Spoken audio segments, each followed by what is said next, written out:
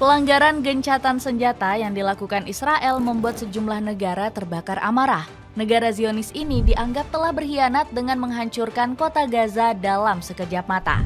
Sejumlah tokoh dunia memang sudah memperingatkan Israel untuk memborbardir Palestina. Akibat peristiwa ini, beberapa tokoh besar mengecam keras tindakan yang dilakukan Israel. Cetak Gol coba merangkum bersatunya negara besar melawan Israel sebagai berikut.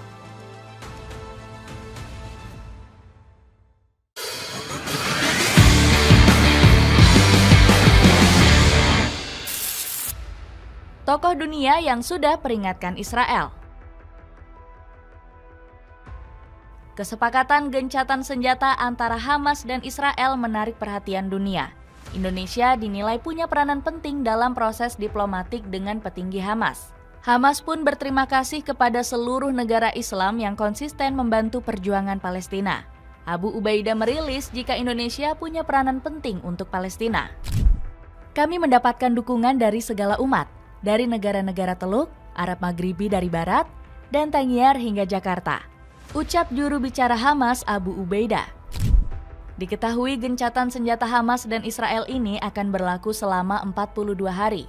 Hamas pun diminta untuk membebaskan 33 sandera Israel dan melepas ratusan tahanan politik Palestina. Tokoh besar seperti Presiden Turki, Erdogan mengingatkan agar Israel tidak melanggar perjanjian. Dia menyebut pelanggaran gencatan senjata Israel menimbulkan kekhawatiran internasional.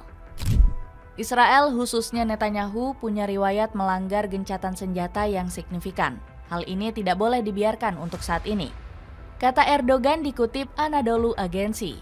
Ultimatum Erdogan tersebut merupakan hal yang wajar mengingat Israel pernah melanggar perjanjian gencatan senjata. Negara Zionis ini malah menyerang Lebanon saat kesepakatan baru dimulai. Israel menganggap operasi penyerangan Lebanon sudah mendapat lampu hijau dari Amerika Serikat. Meski begitu, Donald Trump meminta negeri Paman Sam untuk nggak ikut campur. Saya tidak yakin, itu bukan perang kita, itu perang mereka. Tapi saya tidak yakin, ucap Trump merujuk pada perang yang berkecamuk di jalur Gaza dilansir dari AFP. Israel yang melanggar perjanjian gencatan senjata. Ternyata kekhawatiran dunia internasional dan peringatan Donald Trump ada benarnya. Israel lagi-lagi melanggar perjanjian gencatan senjata yang telah disepakati dengan Hamas. Israel meluncurkan serangan udara dari artileri di Gaza. Negeri Yahudi ini beralasan menyerang Palestina lantaran Hamas belum menyerahkan sandera yang menjadi syarat perjanjian. Akibatnya sebanyak 117 rakyat nggak bersalah harus kehilangan nyawanya. Beberapa video menunjukkan tentara Israel secara membabi buta menembaki anak-anak Gaza. Hamas menuding jika Israel masih belum menyerahkan daftar sandera. Serangan ini menyebabkan Gaza kembali luluh lantak. Ribuan orang terpaksa mengungsi. Sementara kota-kota utama di Gaza Utara dan Tengah hancur akibat serangan Israel yang berlanjut. Padahal rakyat Gaza baru saja kembali ke tempat tinggal mereka setelah 15 bulan mengungsi. Sebagian besar warga Gaza kini terpaksa mencari perlindungan di tempat-tempat yang lebih aman. Situasi ini menambah jumlah pengungsi yang semakin meningkat seiring berlanjutnya konflik. Sayangnya Amerika Serikat justru memberikan pembenaran terhadap tindakan Israel. Brad McGurk, negosiator AS, menyatakan bahwa serangan dapat dimaklumi karena gencatan senjata belum dimulai. Kesepakatan gencatan senjata belum dimulai. Hamas berutang daftar 3 nama yang harus dilakukan agar gencatan senjata dapat diberlakukan, ungkap Brad McGurk kepada CBS News. Sikap pemerintah Israel ini sangatlah disayangkan, karena Hamas sangat berkomitmen untuk tidak melakukan serangan terhadap Israel dan memegang teguh kesepakatan yang disetujui. Aksi perlawanan Lebanon yang ditindas. Serangan brutal yang dilakukan Israel membuat beberapa negara tetangga marah besar. Tindakan keji negeri Zionis ini mendapat ancaman keras dari Lebanon. Bahkan ancaman dari negeri Anbiya ini dinilai nggak main-main. Apalagi petinggi Hizbullah mengaku sudah siap menyerang Israel karena melanggar perjanjian. Kami pergerakan tentara musuh di Metula dengan peluru artileri, lalu kumpulan tentara musuh di daerah yang sama dengan roket, ungkap salah seorang pejuang Hizbullah. Israel sendiri telah melakukan serangan terbaru di wilayah Lebanon Selatan. Akibatnya 9 orang warga sipil meninggal dunia dan 3 diantaranya mengalami luka yang serius. Namun pihak negeri Zionis menyangkal serangan tersebut. Pasalnya mereka berdalih tindakan mereka sebagai kegiatan pertahanan yang sesuai dengan kesepakatan. Pihak Libanon yang gak terima mendesak para komite bertindak tegas menangani pelanggaran ini. Mereka menuntut agar tindakan keji Israel segera diidentifikasi dan diberikan sanksi yang setimpal. Namun pelanggaran ini diprediksi jadi kesempatan emas untuk Libanon. Pasalnya negeri Anbiya bisa segera keluar dari tekanan tentara Zionis yang menyerang untuk mencari Hizbullah. Perlawanan yang dilakukan Libanon berhasil membuat Israel terdesak. Pasalnya pasukan negeri Anbiya sukses memukul mundur pasukan Zionis hanya dalam 2 operasi militer. Alhasil para tentara Israel mulai berguguran. Menurut laporan, sebanyak 55 pasukan Zionis berhasil ditumbangkan. Dengan begitu, total korban dari pihak Israel sudah lebih dari 840 orang. Sampai saat ini, tentara Zionis semakin bertumbangan di jalur perang. Hal ini dipandang sebagai karma kehancuran mereka yang telah melanggar perjanjian dengan Libanon. Xiaomi Smart Band 8. Smartwatch canggih yang bisa kamu dapatkan dengan harga miring. Cek promonya dengan mengklik link di bawah ini. Turki nggak main-main serang Israel. Berbagai aksi keji Israel di jalur Gaza membuat negara Turki naik pitam. Erdogan selaku presiden berniat menurunkan angkatan bersenjatanya ke negeri Zionis. Kita harus kuat agar Israel tidak dapat melakukan hal-hal konyol ini ke Palestina. Sama seperti kita memasuki Karabakh, kita mungkin melakukan hal serupa kepada mereka, kata Erdogan dengan tegas. Apalagi politisi 70 tahun ini menyebut Israel kerap melanggar kesepakatan gencatan senjata di jalur Gaza. Israel, kita tahu betul bahwa pemimpin mereka, khususnya Netanyahu, mempunyai catatan panjang dalam pelanggaran gencatan senjata. Kali ini, hal ini tidak boleh dibiarkan.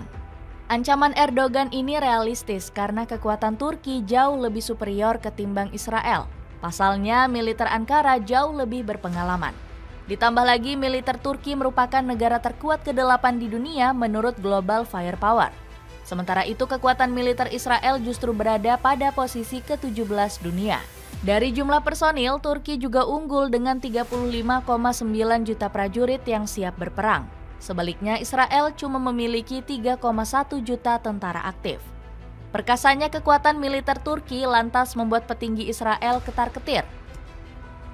Pasalnya, kekuatan negeri busur ini nggak bisa ditandingi oleh Israel yang sibuk menindas kaum lemah. Apalagi Turki mulai menjelma menjadi salah satu kekuatan yang disegani di Timur Tengah. Gak heran Yair Lapid selaku politisi Israel menyebut pengaruh Turki harus segera dijegal. Dunia dan khususnya anggota NATO harus mengutuk keras ancaman Turki yang keterlaluan terhadap Israel dan memaksa Erdogan untuk mengakhiri dukungannya terhadap Hamas, ujar Lapid. Kecaman serupa juga disampaikan oleh media Israel yakni Jerusalem Post. Kanal berita ini khawatir Erdogan akan menimbulkan perpecahan serta menyuburkan paham radikal. Dukungan penuh Prabowo Subianto. Prabowo Subianto banyak melakukan gebrakan sejak menjadi presiden. Salah satunya adalah dirinya bertekad membantu rakyat Palestina yang sedang kesusahan. Bahkan ambisi ini langsung disampaikan saat dirinya baru dilantik menjadi presiden. Pasalnya, politisi Partai Gerindra ini mengajak rakyat tanah air terus mendukung kemerdekaan Palestina. Kita punya prinsip, kita harus solidar. Kita harus membela rakyat-rakyat yang tertindas di dunia ini. Karena itu kita mendukung kemerdekaan rakyat Palestina, tegas Pak Prabowo. Prabowo juga vokal membawa isu soal Palestina ini di berbagai mimbar forum internasional. Beberapa di antaranya adalah KTT D8 dan G20 yang ia hadiri secara langsung. Dukungan terhadap Palestina turut disuarakan oleh anggota kabinet Prabowo. Buktinya, Wamenlu Anies Mata turut menggaungkan isu Palestina pada KTT OKI Liga Arab di Riyadh. Gak heran kepedulian Pak Prabowo mendapat pengakuan dari rakyat Palestina. Sebab Abu Ubaidah selaku petinggi Brigade Al-Qassam berterima kasih atas bantuan dari Indonesia. Jutaan pesan dukungan, meminta kepada kami untuk berjuang bersama kami dalam segala kemungkinan melawan musuh dari Teluk Arab di timur hingga Tanah Arab di wilayah barat, dari seluruh muslim di Tangier hingga Jakarta, ungkap Abu Ubaidah. Pujian terhadap bantuan Indonesia juga dilontarkan oleh Khalil Al-Hayya selaku pimpinan Hamas di Gaza. Kami menghormati semua negara yang membantu Palestina di berbagai bidang, khususnya kepada saudara-saudara kami di Turki, Afrika Selatan, Aljazair, Rusia, Cina, Malaysia, dan Indonesia. Tutur Khalil penuh haru. Nggak heran kebesaran hati Pak Prabowo memicu kepedulian dari negara-negara muslim lainnya. Pasalnya Qatar mengajak seluruh dunia untuk mempertahankan gencatan senjata di Gaza. Kita semua harus bekerja sama. Dan kembali saya ingatkan bahwa masyarakat internasional tidak dapat menganggap remeh kesepakatan ini, ungkap Majid Al-Ansari. Pengen tahu rahasia Rafael Leao bisa dengan mudah mencetak gol? Cobain deh beli sepatu Adidas X Speed Portal yang kini diskon 25%. Cek linknya di bawah ini. Itulah ulasan bersatunya negara-negara besar melawan kezoliman Israel. Bagaimana pendapatmu? Akankah mereka berhasil mengandaskan kekejian negara Zionis? Coba tulis pendapatmu di kolom komentar di bawah ini.